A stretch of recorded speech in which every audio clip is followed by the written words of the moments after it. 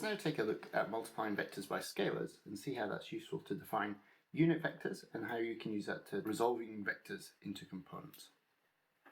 So let's begin with picture of a vector v, which we've looked at components. Let's just draw the components in, just in 2D, vx, vy, or v1, v2. Now if I want to multiply that by a scalar, let's say I want to multiply it by a scalar that's larger than 1, then this would become a longer vector, c times v. And so if I now think of this in components, in order to generate this vector c times v, I would need to go along c times vx in the x direction and c times vy in the y direction.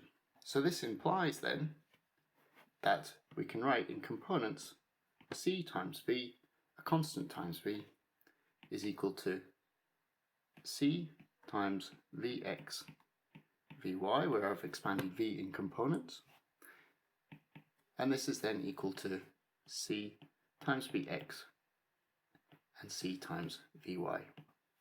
And similarly in 3 dimensions the same holds.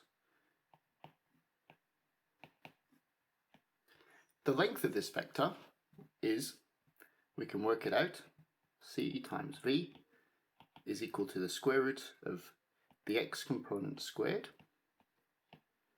plus the y component squared plus the z component squared,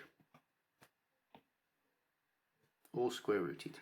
Now if I just factor out the c in that square root, we can see that this is c times the square root of vx squared plus vy squared plus vz squared, which is just c times the length of v. So it's a very natural way to multiply vectors by a scalar. Using this, we can now define what are called unit vectors, which is to take a vector and multiply it by a constant such that the new vector has a length of equal to 1. So for any v,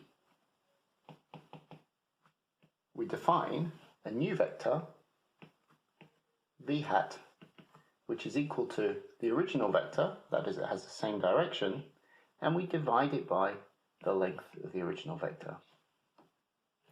So this then has the same direction as our vector we start with, but has unit length. Same direction as v with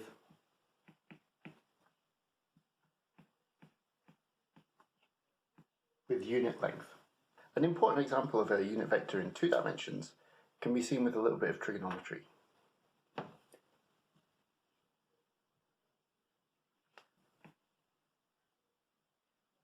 So if I take a vector which has unit length, so the length of the vector I've drawn here has a length 1, then if I just form a right angle triangle in here and I label the angle between the x-axis and the vector theta, then I can see that this vector v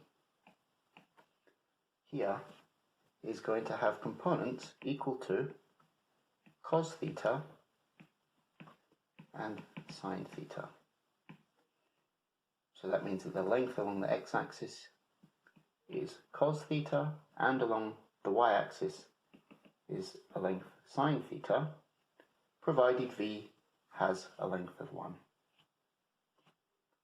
So this implies then that this vector v has a length equal to the square root of the x component squared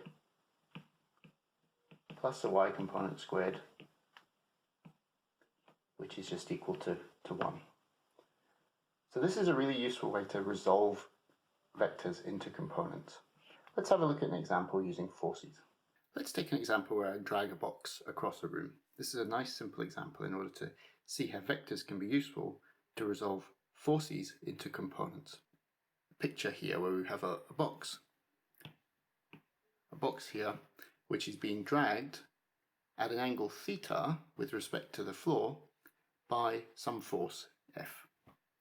Now that force is a vector applied in a particular direction with a magnitude of 100 newtons, and let's say the angle that we drag it with respect to the floor is 30 degrees. Question is, what is the effective force in the direction of travel? That is, what is the force that would actually be applied to the box to overcome the friction for dragging it along the floor. Effective force in the direction of travel is just the x component of F. If I write F is equal to Fx, Fy, that implies Fx is the effective force in the direction of travel. What is that equal to? Well, it's equal to the component of F in the direction theta. So we have a factor cos theta multiplied by the magnitude of F using basic trigonometry of right angled triangles. Okay, so if I just draw a triangle to go with that just to make it clear, then this triangle makes it clear that the component of the force in the x direction is the modulus of F times cos theta. And if we stick in the numbers, this comes out to be approximately 86.6 newtons. Okay, so a little bit less than the overall force applied. Let's now quickly look at another way of writing down vectors using what are called basis vectors. This is a little bit like using components of a vector, although you don't, strictly speaking, need to think of it as components. What we do is we define three unit vectors which lie along the x, y, and z axes. So we have a set of x, y, and z axes here, and I've drawn in red axes that point in the same directions but have unit length. So these are what are called basis vectors, which actually are a very useful way of representing vectors in a three-dimensional geometry. So I'm going to label these, perhaps slightly oddly, I, J, and K. And these vectors all have unit length, and I'll just write them out in components. I is the vector which it points along the x direction, so in components it has one unit along the x direction, 0 along y, 0 along z. Similarly, J, 0 along x, 1 along y, 0 along z, and K is 0 along x, 0 along y, 1 along the z axis. And these three basis vectors all have unit length. So let's just, if I write down the length of I is equal to the length of J is the length of K, and these are all equal to 1. Then any vector